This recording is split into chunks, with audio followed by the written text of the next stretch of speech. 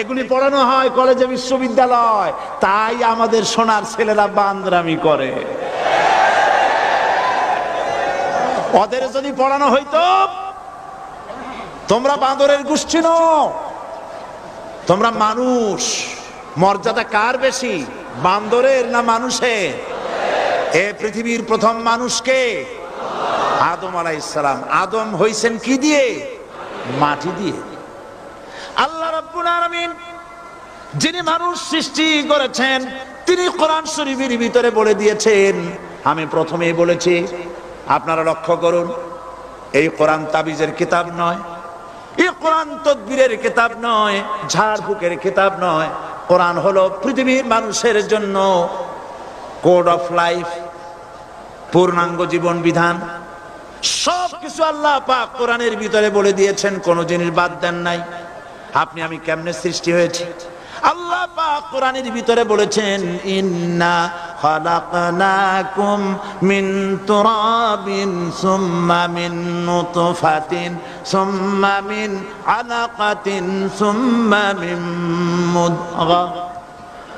নিষ্প্রাণ মাটি দিয়ে তোমাকে উৎপন্ন করা হয়েছে, নিষ্প্রাণ মাটি উপাদান দিয়ে তোমাকে তৈরি করা হলো। মায়ের পেটের ভিতরে এক ফোঁটা নাপাক পানি জমাট রক্তে পরিণত হয়ে গেল, জমাট রক্ত আস্তে করে গোস্ত পিণ্ড হলো, গোস্ত পিণ্ডকে সুন্দর করে সাজায়া হাড্ডি গুড্ডি বানায়া স্ট্রাকচার তৈরি করে তার উপরে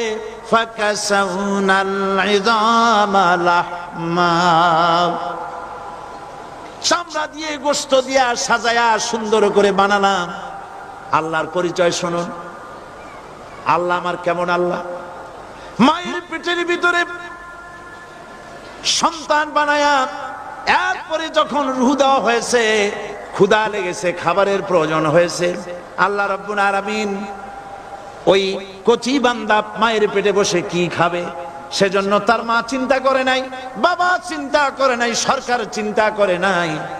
আল্লাহ রাব্বুল আলামিন মায়ের মাসিক অসুখকে বন্ধ করে দিয়ে সন্তানের নাভির সাথে আর মায়ের নাভির সাথে তার লাগায়া, পাইপ লাগায়া মায়ের মাসিক অসুখের রক্তগুলি দিয়ে সন্তানকে বড় বানালেন।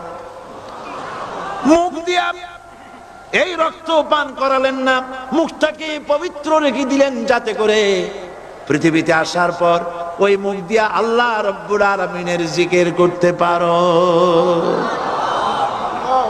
সন্তান মায়ের ভিতরে পেটের ভিতরে বড় হলো। আল্লাহ রাব্বুল আলামিন বলেন, মাস দিন যখন পুরা হয়ে গেল, সুম্মা নুখরিজুকুম তিফলা, বাচ্চার আকারে পৃথিবীতে নিয়ে আসলাম। এখন খাবা কি? পৃথিবীতে যখন বাচ্চা এলো, তখন তার পেটের সাথে যে সংযোগ ছিল মায়ের নাভির সাথে আর সন্তানের নাভির সাথে, সেই সংযোগ তার আর কি থাকলো? কি করা হলো? কেটে দেওয়া হলো। লক্ষ্য করুন, খাবারের জন্য একটি মাত্র পাইপ আল্লাহ লাগাইছিলেন, পৃথিবীতে সন্তান আসার সঙ্গে সঙ্গে পাইপটা কেটে দেওয়া হলো। এবার কি খাবে? আল্লাহ রাব্বুল আলামিন মায়ের বুক থেকে সন্তানের জন্য এবার সিঙ্গেল সিগন্যাল, তার জন্য সিঙ্গেল কোন লাইন যেটা ছিল কেটে দিয়া মায়ের বুক থেকে সন্তানের জন্য ডাবল লাইন আল্লাহ চালু করে দিলেন। এমন দুধ বানায় দিলেন যা শুধু খাবার নয়, শুধু ফুড ভ্যালু নয়, এই দুধের ভিতরে ক্যালসিয়াম, এর মধ্যে ভিটামিন, এর মধ্যে আয়রন, এর মধ্যে মেডিসিন। দুনিয়ার এই সন্তান ছিল ফি কারারিম মাকিন, সুরক্ষিত জায়গার ভিতরে ছিল, কোনো পলিউশন সেখানে যেতে পারত না, রোগের জার্ম সেখানে যেতে পারত না। দুনিয়ায় এলো দূষিত আবহাওয়ার ভিতরে। এই সন্তানকে এখনই অ্যান্টিবায়োটিক খাওয়ালে পরে অসুবিধা হবে। আল্লাহ রাব্বুল আলামিন মায়ের দুধের ভিতরে ঔষধ দিয়া রোগের প্রতিষেধক বানায়া দিলেন। এ হলো আমার আল্লাহ। এ আমার কে? আল্লাহ। জোরে বলেন আল্লাহ। আল্লাহ আল্লাহ রাব্বুল আলামিন মায়ের দুধ দিয়ে সন্তানকে বড় করলেন আর শোনায় দিলেন, খবরদার এই মায়ের সাথে এই বাপের সাথে নাফরমানি করবি না। মা বাপের জন্য আমার কাছে দোয়া করবে, রব্বির হামহুমা কামা রাব্বায়ানি সগীরা। সবাই পড়েন আমার সাথে, রব্বির হামহুমা কামা রাব্বায়ানি সগীরা। আল্লাহ পাক শিখাই দিলেন বান্দারে আমার কাছে দোয়া করায়, আল্লাহ আমার মা বাপ আমাকে ছোটবেলায় যেভাবে স্নেহের কোলে লালন পালন করেছে, এইভাবে আমার মা বাপকে তোমার রহমতের কোলে লালন পালন করো। মনে থাকবে ভাইরা? বলেন মনে থাকবে? প্রত্যেক নামাজের পরে মা বাবার জন্য দোয়া করবেন, বেঁচে থাকুক আর মরে যাক, দোয়া করবেনই, মনে থাকবে। রব্বির হামহুমা কামা রাব্বায়ানি সগীরা। আবার পড়েন, রব্বির হামহুমা কামা রাব্বায়ানি সগীরা। আল্লাহ পাক মায়ের মর্যাদা এত বাড়াইছেন, সাহাবী প্রশ্ন করেছে, ইয়া রাসূলুল্লাহ খেদমত করব কার? হুজুর বলেন তোমার মায়ের, তারপরে কার? তোমার মায়ের, তারপরে কার? তোমার মায়ের, তারপরে কার? তোমার পিতার। বাপের চাইতে মায়ের মর্যাদা আল্লাহ 3 গুণ বাড়াইয়া দিলেন, 3 গুণ বৃদ্ধি করে দিলেন। হাদিস শরীফে এসেছে, হযরত আবী হুরায়রা রাদিয়াল্লাহু তাআলা আনহু রাসূলের কাছে এসে রাতের বেলায় কাঁদতেছিলেন। হুজুর প্রশ্ন করলেন, আবু হুরায়রা কাঁদো কেন? হযরত আবু হুরায়রা বলছেন, হুজুর মা আমাকে মেরেছে। তিনি প্রশ্ন করলেন, আচ্ছা মা তোমারে মারলো কেন? তুমি কি কোনো বেয়াদবি করছো? তিনি বললেন না, তবে মারলো কেন? হযরত আবু হুরায়রা বলেন, ইয়া রাসূলুল্লাহ আপনার খেদমত থেকে বাড়ি ফিরতে আমার দেরি হয়ে গিয়েছিল। গভীর রাত্রে যখন বাড়ি গেছি, মা আমাকে প্রশ্ন করলেন, বাবা দেরি হলো কেন, কোথায় ছিলি? তাম পৃথিবীর মানুষ যেই কদম মোবারক চুমু দিতে পারলে ধন্য হয়ে যায়, সেই আখিরি জামানার পয়গম্বর নবী মুহাম্মদ রাসূলুল্লাহ সাল্লাল্লাহু আলাইহি সাল্লামের দরবার থেকে আসতে আমার দেরি হয়ে গেছে। ইয়া রাসূলুল্লাহ আমার মা আপনার নাম শুনে তার গা জ্বলে উঠল, তিনি কাফের মুশরিকা। আপনার নাম শুনে অগ্নি শর্মা হয়ে আমাকে ধরে পিটানো আরম্ভ করলেন আর বললেন, আবু হুরায়রা হয় মুহাম্মদ সাল্লাল্লাহু আলাইহি সাল্লামের বাড়ি ছাড়বি, নইলে আমার বাড়ি ছাড়বি, কি করবি বল? মার খেতে খেতে আমি বললাম, মা তোমার গায়ে যত শক্তি আছে আমারে মারো, তোমার বাড়ি শুদ্ধ তাম দুনিয়াটা ছেড়ে দিতে পারি, মুহাম্মদ রাসূলুল্লাহর কদম মোবারক ছেড়ে দিতে পারি না। হুজুর আমার মা গলা ধাক্কা মেরে আমাকে বের করে দিয়েছেন।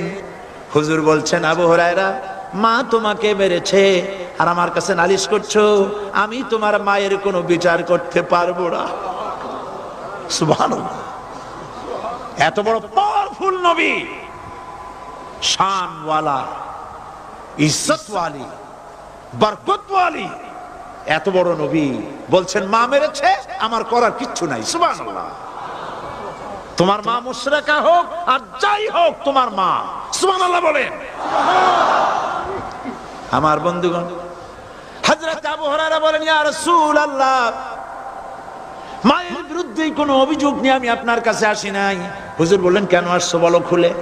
আবু হুরায়রা বলেন, হুজুর আমি জানি আপনি আল্লাহর দরবারে যদি কোনো ব্যাপারে হাত তোলেন আল্লাহ মঞ্জুর করে ফেলেন। আপনি দয়া করে আমার মার জন্য দোয়া করেন, আল্লাহ যেন হেদায়েত দিয়ে দেন। আমার নবীজি দুখানে হাত উত্তোলন করলেন, বললেন, আল্লাহুম্মা ইহদি উম্মা আবি হুরায়রা, আয় আল্লাহ আমি দোয়া করতেছি আবু হুরায়রার মাকে হেদায়েত নসিব করো। হুজুর হাত তুলে মোনাজাত করছেন, আবু হুরায়রা দৌড় দিলেন বাড়ির দিকে। কয়েকজন সাহাবী হযরত আবু হুরায়রার জামা টেনে ধরেছে, এই ভদ্রলোক দৌড়ায় কেন? এত শান্ত মানুষ, কখনো গরম হয়ে কারোর সঙ্গে কথা বলে না, এই মানুষটা দৌড়ায় কেন? কোনো বিপদ হইল নাকি? জামা টেনে ধরে বলে, আবু হুরায়রা দৌড়াও কেন? হযরত আবু হুরায়রা বলেন, জামা ছেড়ে দাও, কোনো বিপদ আমার হয় নাই, আমি দৌড়াইয়া বাড়ি যাই দেখতে চাই। আমি দৌড়াইয়া আগে বাড়ি যেতে পারলাম না, আমার নবীর দোয়া আগে আমার বাড়ি চলে গেছে, আমি এটা দেখতে চাই। হযরত আবু হুরায়রা দৌড়াতে দৌড়াতে বাড়ি চলে গেছেন। দরজায় নক করলেন, ভেতর থেকে আওয়াজ এলো, কে? তিনি বললেন, আমি আবু হুরায়রা। মা, দরজা খুলে দাও, আমি তোমার সন্তান। মা বললেন, বাবা অপেক্ষা করো, দরজা খুলতেছে। হযরত আবু হুরায়রা বলেন, মায়ের গলার আওয়াজের ভেতরে কুফরি কর্কশতা পেলাম না, মায়ের গলার আওয়াজের ভেতরে তাওহীদের নরমিয়াত পেলাম। আমার কাছে মনে হলো আমি আবু হুরায়রা বাড়ি আসার আগে নবীজির দোয়া আল্লাহর আরশে পৌঁছে গেছে। আবু হুরায়রা বলছেন, মা আমার কিছুক্ষণ পরে ঘরের থেকে বেরিয়ে এসেছেন, আমি দেখলাম মায়ের শরীর ভিজা, মাথার চুল দিয়া পানি টপকাচ্ছে। মা আমার বললেন, বাবারে তোমাকে মারার পর আমি নিদারুণ অনুশোচনায় পড়েছিলাম, মনে মনে ভাবলাম, আহারে আমার সন্তান আমি কেন মারলাম? সে তো কোনো খারাপ কাজ করে নাই, কোনো খারাপ জায়গায় যায় নাই, এত ভালো মানুষ যার সম্পর্কে লোকেরা খামোখাই মিথ্যা কথা বলে, এই ভালো মানুষটার কাছে গেছে, সেজন্য আমি মারলাম কেন? বাবা গো, আমি আমার ভুল বুঝতে পেরেছি, জীবনের ভুলও ধরা পড়েছে, আমাকে জলদি করে নিয়ে চলো বিশ্ব নবীর দরবারে। হযরত আবু হুরায়রার মা রাসূলুল্লাহর খেদমতে এসে ঘোষণা করলেন, আশহাদু আল্লা ইলাহা ইল্লাল্লাহু ওয়াহদাহু লা শারীকা লাহু ওয়া আশহাদু আন্না মুহাম্মাদান আবদুহু ওয়া রাসূলুহু। আমার ভাইয়েরা,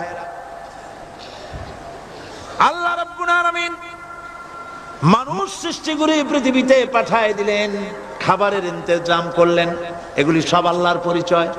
আল্লাহরে চেনার জন্য বড় বড় কিতাব ঘাটা লাগে না, কিসমতে যদি থাকে দুই একটা দৃষ্টান্ত যথেষ্ট হয়ে যায়। সুবহানাল্লাহ, সুবহানাল্লাহ, দুই একটা দৃষ্টান্ত যথেষ্ট।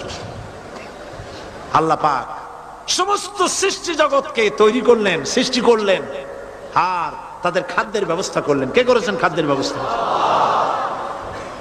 খাদ্য দেন আল্লাহ।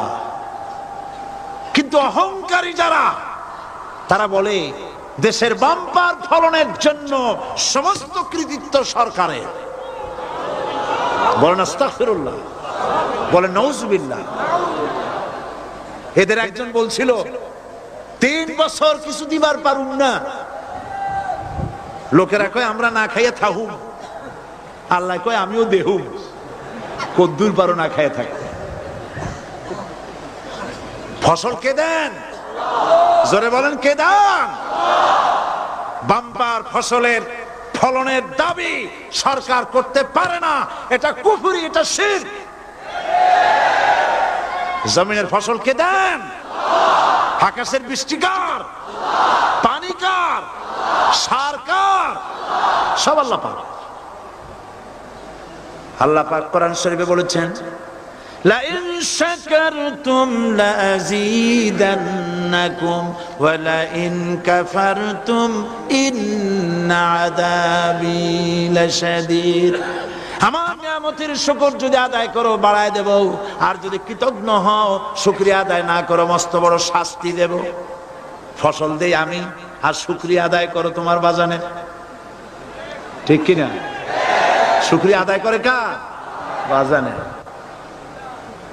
একটা লোকের, একটি মানুষের যেই প্রশংসা এই সরকার করলো, বিগত 4.5 বছর ধরে একটা মানুষের যত জিকির করলো, প্রশংসা করলো, ছবি টানাইলো, যদি এতটা জিকির, এতটা স্মরণ আল্লাহ রাব্বুল আলামিনের করত, ওদের জন্য আল্লাহর জান্নাতের দরজা খোলা হয়ে যেত। প্রশংসা করবে কার? চিল্লায় বলুন, আল্লাহ পাকের প্রশংসা করবে। খেতে দেওয়ার মালিক তিনি। আল্লাহ পাক বলছেন, আল্লাহকে, তার পরিচয় আল্লাহ তুলে ধরেছেন, ওয়ামা মিন দাব্বাতিন ফিল আরদি ইল্লা আলাল্লাহি রিজকুহা। এই পৃথিবীর ভিতরে এমন কোন বিচরণশীল জীব নাই যার রিস্কের দায়িত্ব আমি আল্লাহ গ্রহণ করি নাই। সুবহানাল্লাহ বলবেন না? রিস্কের দায়িত্ব কার হাতে?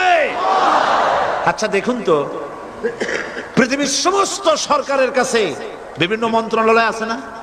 খাদ্য মন্ত্রণালয় বলে কোনো মন্ত্রণালয় আছে কিনা? আছে। খালি কয় খামু আর খামু। খাদ্য মন্ত্রণালয় আছে, থাকার পরেও মানুষ না খাইয়া মরে, ঠিক কিনা? এবার একটু তাকান তো, জ্ঞানের চক্ষু দিয়া তাকান। ফরেস্ট এরিয়া বাঘ আছে কিনা? নাই। সিংহ আছে কিনা? গন্ডার আছে কিনা? হাতি আছে কিনা? বিশাল বিশাল প্রাণী আছে কিনা? জঙ্গলে ছোট্ট প্রাণী থেকে পোকা থেকে শুরু করে গন্ডার পর্যন্ত, টুনটুনি পাখি দিয়ে শুরু করে ঈগল পাখি পর্যন্ত, নদীর ভিতরে ছোট্ট চুনু পুঁটি থেকে শুরু করে তিমি মাছ পর্যন্ত। প্রাণী তত্ত্ববিদরা বলেছেন সমুদ্রের ভিতরে এমন এমন বড় বড় তিমি আছে যে একটা তিমির ওজন 5000 টন পর্যন্ত হয়ে যায়। 5000 টন তিমিটার ওজন। এর যখন বাচ্চা হয় তখন বাচ্চার দৈনিক দুধ লাগে 50 থেকে 60 মণ পর্যন্ত। কে ব্যবস্থা করে? রুহান মান ফেরেশতা। তো ওর মা যেমন বাচ্চা তো সেরকম হবে, ঠিক কিনা? কে দেয় খাবার? এবার দেখেন তো আপনার দেশের এই জঙ্গলে কত হাতি আছে। হাতিরা মিছিল করে আসছে যে আল্লাহ আমাদের এখন আর খাইতে যেতে দিতে পারে না, বাংলাদেশের গভর্নমেন্ট কিছু দাও। আসছে না, খাইয়া ক্ষুধার জ্বালায় হাতি মরেছে, বাঘ মরেছে, সিংহ মরেছে। এর কোন দৃষ্টান্ত আছে? ক্ষুধার জ্বালায় আকাশের উড়ন্ত পাখিরা ছটফট করে মারা গেছে, দৃষ্টান্ত আছে? নদীর মাছেরা ক্ষুধার জ্বালায় ভেসে উঠেছে, না খাইয়া মরে গেছে, দৃষ্টান্ত আছে? মহান আল্লাহ রাব্বুল আলামিন কোরআন শরীফের ভিতরে বলেছেন অনেক প্রাণী এমন আছে যারা তাদের খাদ্যকে সঞ্চয় করে না, খাদ্যকে জমা করে না, আহরণ করে না। সকাল বেলায় একটা খাবার খেলো, দুপুরে কি খাবে তার জানা নাই। শকুন পৃথিবীর মাঝি থেকে 3 মাইল উপরে ওড়ে, তার চোখকে আল্লাহ পাক এত তীক্ষ্ণ বানিয়ে দিয়েছেন। এই চট্টগ্রামের কোথায় মরা গরু আছে 3 মাইল উপর দিয়ে দেখতে পায়? সুবহানাল্লাহ বলতে ইচ্ছে করে। এই প্রাণীগুলি খাবারগুলি কোনো গভর্নমেন্ট জোগাড় করে রাখে নাই। আল্লাহ পাক বলেন সবার খাবার আমি দেই। সকাল বেলায় সমস্ত প্রাণীগুলি, মহাশূন্যে পাখি, পানির ভিতরে মৎস্যরাজি, জঙ্গলের ভিতরে হিংস্র প্রাণী, পোকামাকড় থেকে শুরু করে সবগুলো খালি পেটে সব বেরিয়ে যায়, কারো কোনো খাবারের মজুদ নাই। সন্ধ্যা হতে না হতে সমস্ত প্রাণীগুলির পেট ভরাইয়া আমি আবার যার যার ঘরে বিরায় দেই। ওয়ামা মিন দাব্বাতিন ফিল আরদি ইল্লা আলাল্লাহি রিজকুহা। সমস্ত প্রাণী রিজকের দায়িত্ব আমি আল্লাহর হাতে। কে দেয় রিজক? জোরে বলুন, কে দেন? আল্লাহ পাক। কি খাবেন সব আল্লাহ জোগাড় করে দিয়েছেন। তরি তরকারি জোগাড় করেছেন, মাছ জোগাড় করেছেন, চাউল দিয়েছেন, খাবার দিয়েছেন, গোশত দিয়েছেন, সব দিয়ে দিয়েছেন। আল্লাহ রাব্বুল আলামিন সমস্ত জিনিস দিয়ে মানুষকে আল্লাহ পাক তার জন্য আল্লাহ সব করেছেন। খালাকালাকুম মা ফিল আরদি জামিআ। এই পৃথিবীতে যা তৈরি করেছে সব তোমার জন্য। এ হচ্ছে আমার আল্লাহ। এ হচ্ছে আমার কে? আল্লাহ। সে আল্লাহ পাক বলছেন, আল্লাহর পরিচয় তিনি স্রষ্টা, তিনি রিজেক দাতা। এবার আইনদাতা কে? আইনদাতা কে? আরো জোরে বলুন। আইনদাতা আল্লাহ হচ্ছে আল্লাহর পরিচয়। ইনিল হুকমু ইল্লা লিল্লাহ আলা লাহুল খালকু ওয়াল আমর। সৃষ্টি যার, আইন চলবে তার। আমার দেশে আল্লাহর আইন চলছে? আমাদের দেশের কল কারখানা, ক্ষেত খামার, অফিস আদালত আল্লাহর আইন অনুযায়ী চলে? চলে না। বরং আল্লাহর আইনকে মুছে ফেলার জন্য, নিজেদের আইন সৃষ্টি করার জন্য প্রচেষ্টা চালানো হচ্ছে। আল্লাহর আইন মানুষের জন্য সব থেকে বেশি উপযোগী, কারণ সৃষ্টি করেছেন কে? বলেন, কে করেছেন? আল্লাহ। প্রত্যেকটি মেশিন আপনি যা কিনবেন